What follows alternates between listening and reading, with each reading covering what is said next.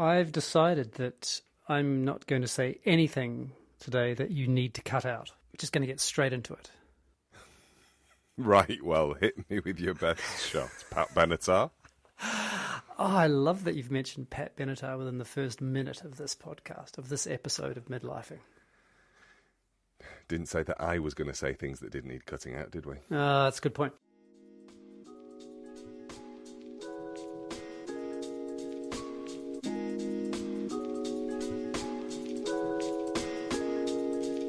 This is a podcast in which two friends talk about the pleasures, absurdities, and imperfections of being human. I'm Simon Ellis. And I'm Lee Miller. Welcome to Midlifing.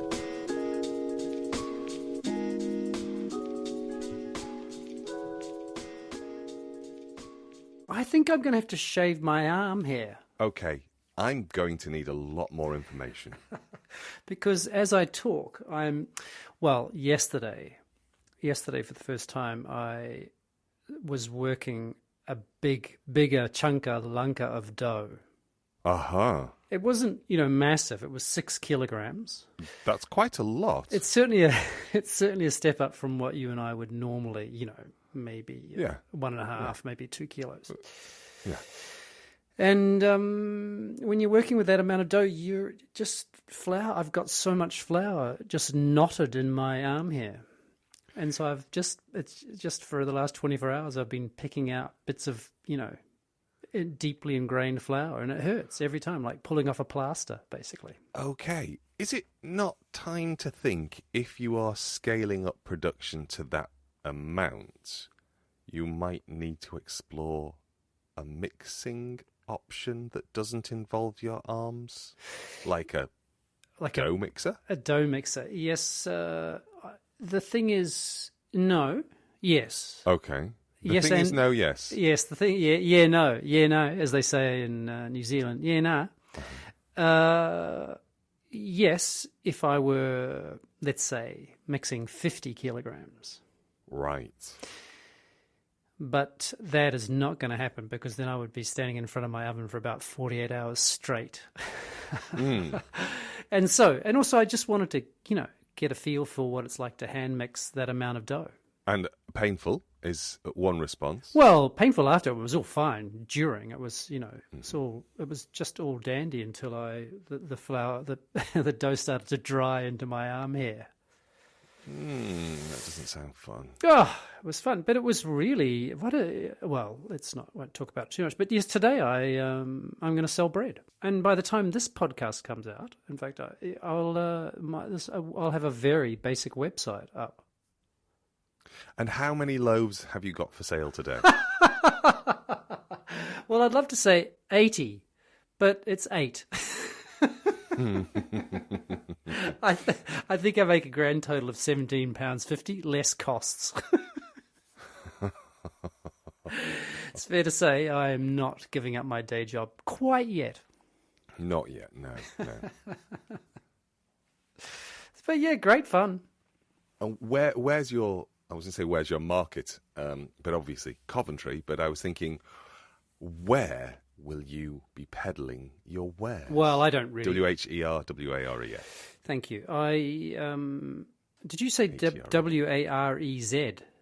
No, I actually said WHER because I forgot to put the E on the end, and then I said WARES. So I did spell wares correctly, but I completely forgot that where has an E on the end. My voice is very low today. I don't know what's happening with it. Is it?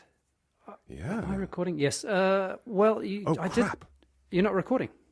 I don't know. I'm just a bit scared now because you said, am I recording? And now I'm not sure if I am. Surely. You wouldn't have started. Oh, I am.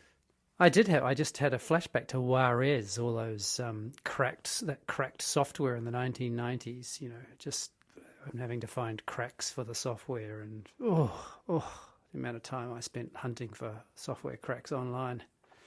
I am pretty confident that nobody who's listening to you knows what you're talking about. Juarez, you just do a quick DuckDuckGo search if you're listening and you're interested. Well, Anyway, WAREZ.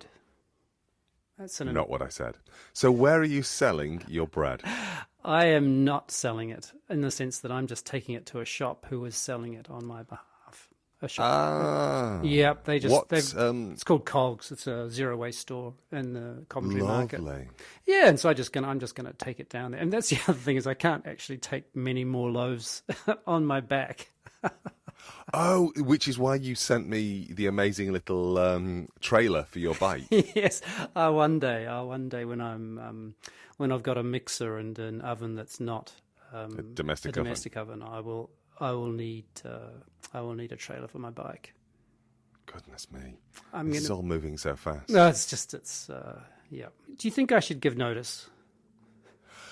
I think I would drop down to a 0.5 FTE in the first instance. It's actually something I'd like to talk about.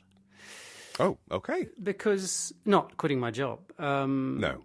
That's, see episodes blah blah blah in the past. 1 through. I was having a conversation with an old friend. I mean, a friend he's not old. You have known for a long time. Known for a long time. Yeah, exactly.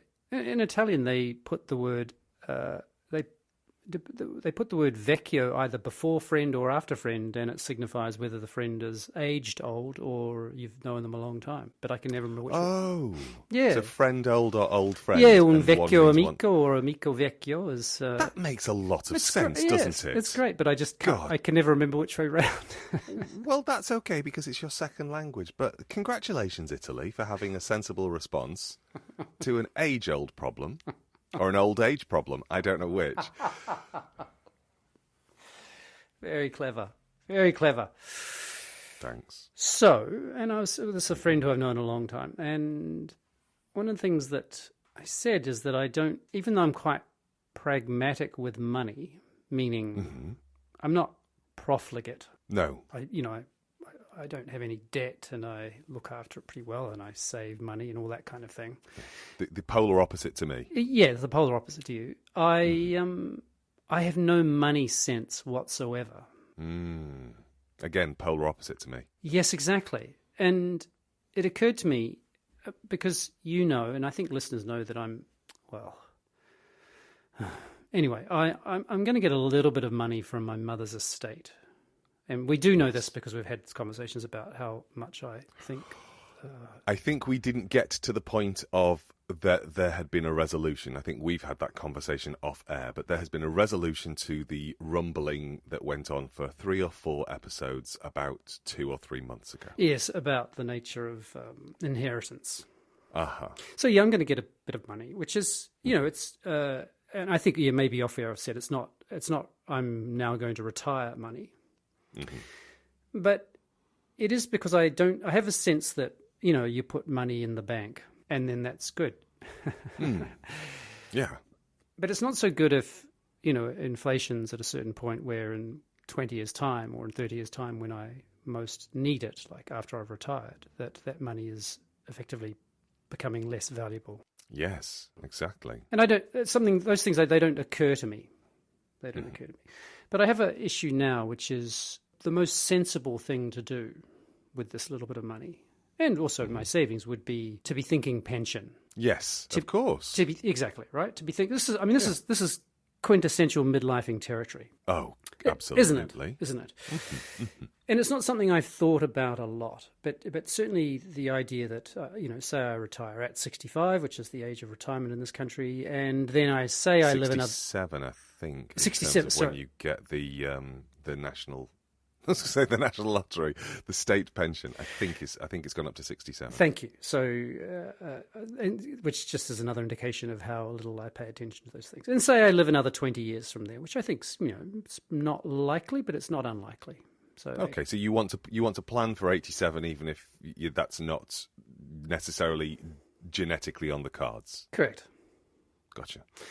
And so I can start thinking about, I could live on this and how much money but then there's also a part of me now which is going, I would really like to invest in this thing, which is giving me enormous, and which will continue to give me enormous pleasure. That is hand-making bread. And so you can see there's a problem there, isn't there? Yeah, there is. And so I'd like you to... Do you go with security or do you go with joy? Well, go with also now. Yeah. Meaning what's happening in my life now as opposed to... So I'd like your advice. I'd like you to tell me what to do. goodness me. I think I am singularly the worst person to ask. Could you get someone on who... We could actually, we should get my mum in, because I think she would give good advice. Oh, what would she say? Well, I won't dare to ventriloquize my mother. What I will say is what she did. So my dad, before I was born, bought some shares in a mine.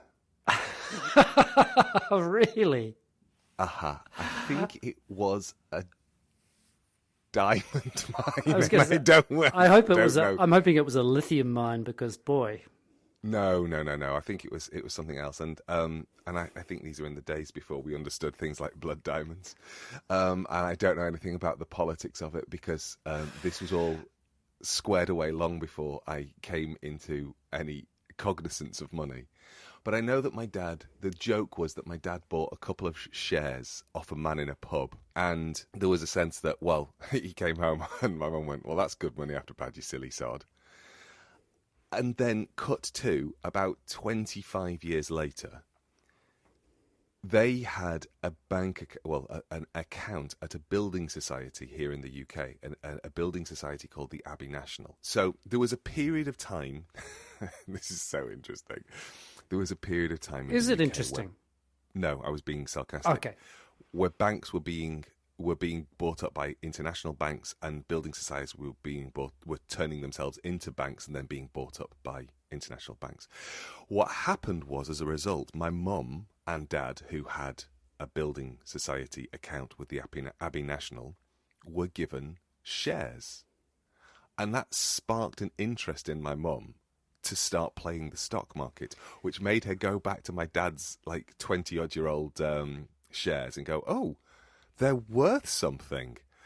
So she just started playing the stock market for about 10 or 15 years until she'd built a nice little nest egg for the pair of them. When you say playing, I mean, I know that we use that verb when it comes to the stock market. Mm-hmm. It's curious that we use that word, though, isn't it, that verb? In the instance of my mum, I think it's accurate. But does that mean that every morning she would, and then she'd go, I'm going to buy, sell? Yeah, absolutely. And she did it for a good few years.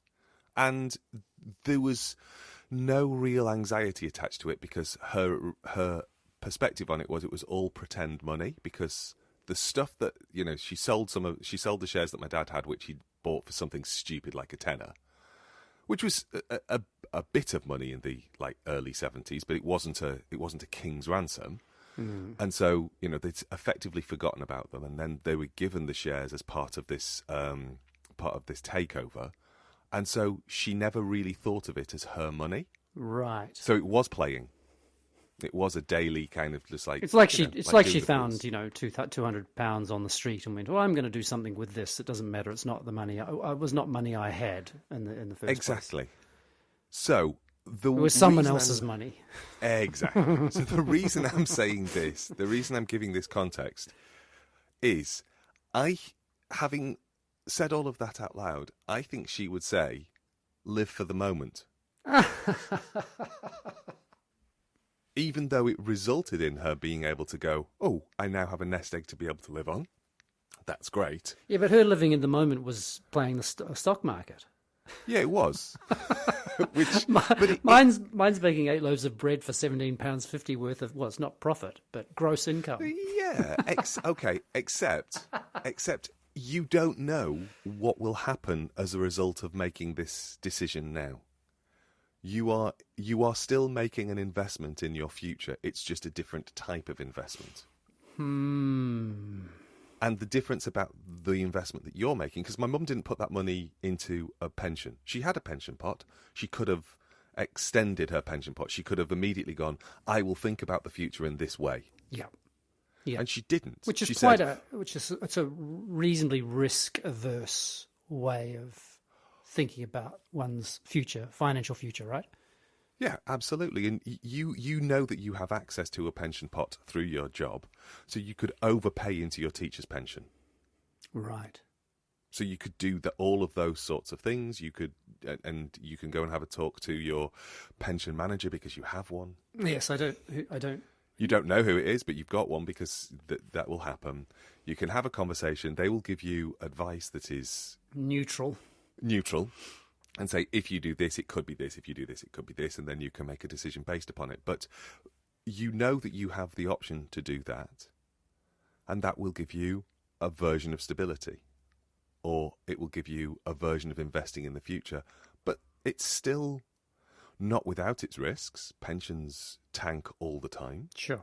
It's also tricky because I did start working full time. Well, I didn't start working full time until I was 40. So where a lot of my friends started as 20 or 23, 24-year-olds. And so I basically started on the back foot in the sense of, I was a freelance artist. Freelance dancer, yeah. Absolutely.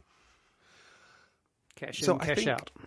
Yes. I think if I was to think about what my mum would do, she would invest in the now. She would invest in what is interesting and what will give you a certain level of joy. And do you think the same thing?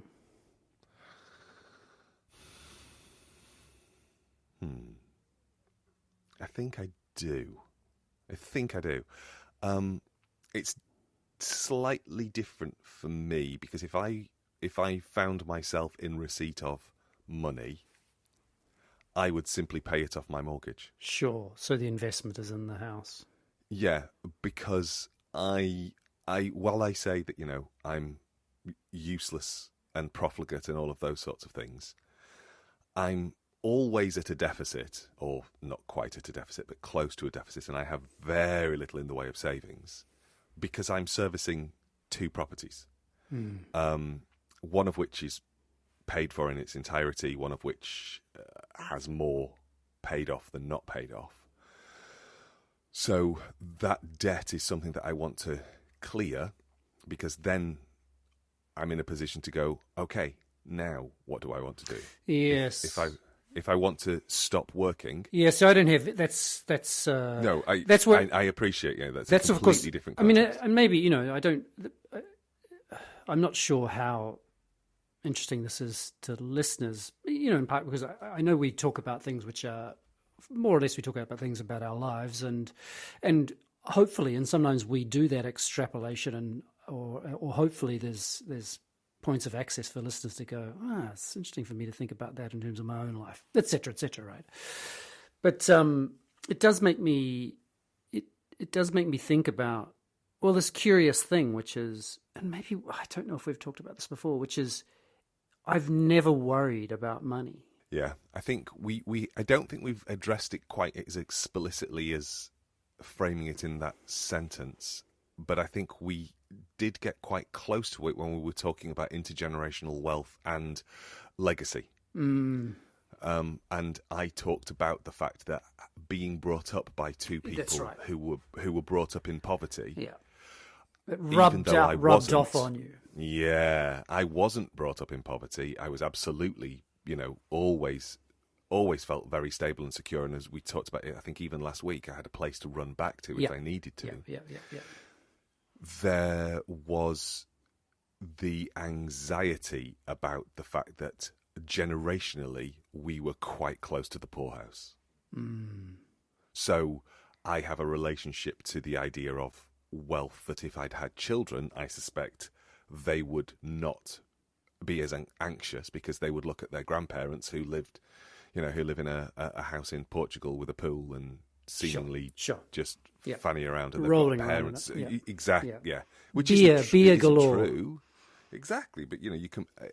So I think everything like that is comparative. But the question that you ask about whether or not this is interesting to other people, I think maybe in the concrete it's not, but in the abstract, I hope. Yeah, it's curious because when I say I've never worried about money, it reminds me of we used to have this joke when I was at high school, and I think I got.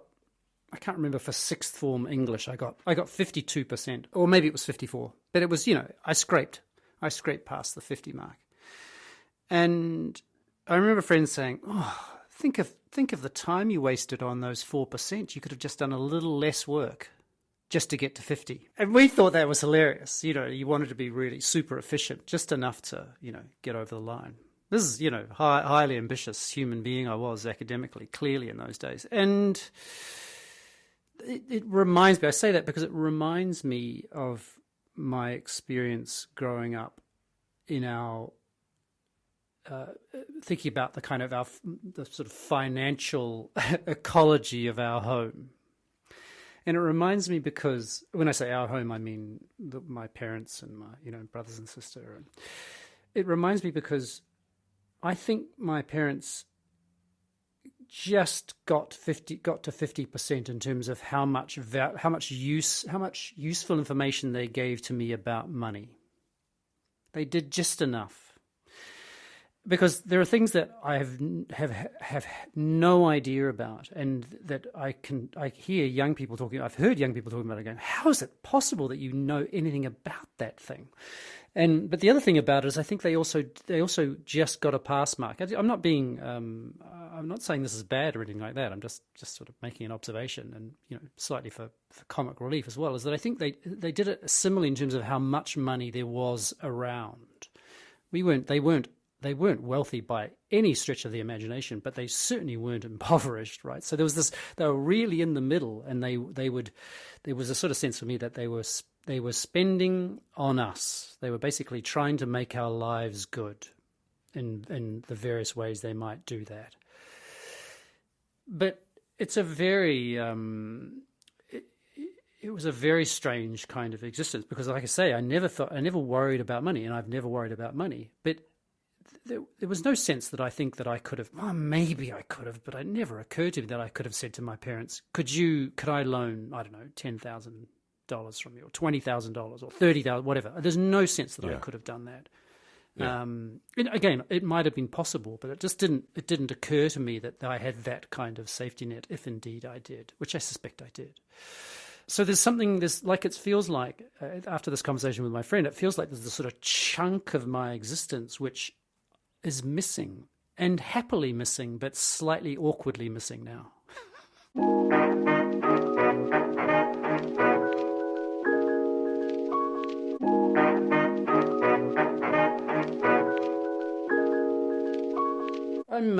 I'm standing in front of a pitched tent right now. So is this a euphemism? No, it's quite literally. In fact, it's behind me. The pitched tent is behind me. So I guess I'm standing in front of it. Again, is that a euphemism?